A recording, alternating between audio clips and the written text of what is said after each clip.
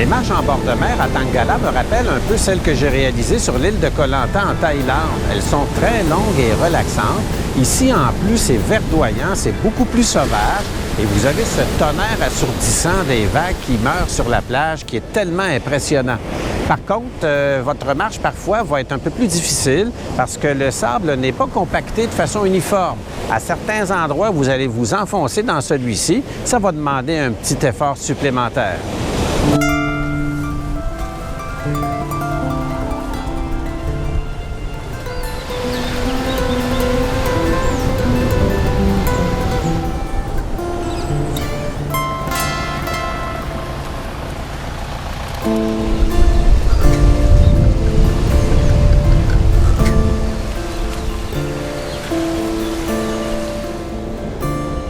Le Sri Lanka compte plus de 500 espèces d'oiseaux. Si vous êtes le moindrement amoureux de l'ornithologie et décidez de visiter cet État, il ne faut pas oublier vos jumelles. Certes, il faut se lever tôt pour les admirer, mais ça vaut le coup. En moins d'une demi-heure, j'ai pu voir plus d'une dizaine de spécimens. Parmi mes favoris, il y a le martin pêcheur. Il est gigantesque avec son dos turquoise. Et le perroquet vert lime. Les autres variétés sont tout aussi colorées.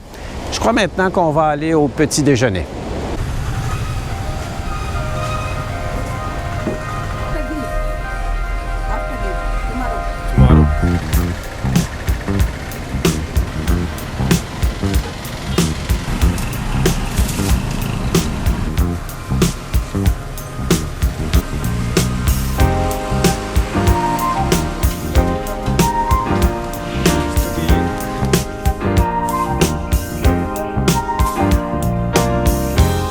L'heure est au bilan. Je quitte le Sri Lanka. J'y aurais passé un mois essentiellement en maillot de bain.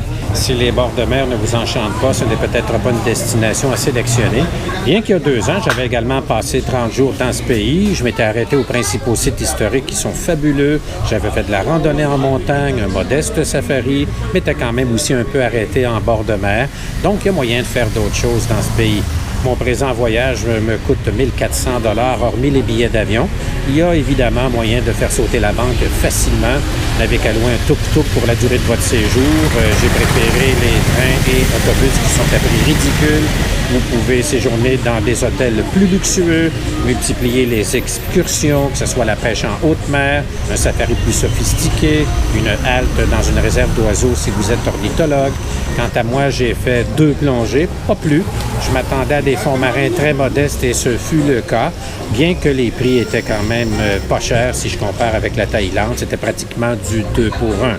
Mon voyage dure 5 mois, j'ai donc des impératifs budgétaires à respecter. J'ai fait attention au chapitre de l'alimentation.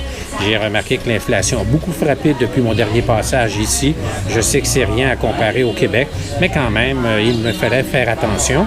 J'étais donc content de disposer d'une cuisine dans mon premier hébergement à Matara.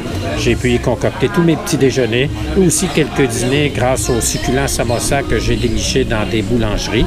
Il y avait quand même un restaurant abordable que j'avais trouvé là-bas où les repas sont à moins de 1000 roupies, un petit boui-boui en bord de mer. Ici, à Tangala, c'est plus difficile. Les restaurants se veulent plus luxueux.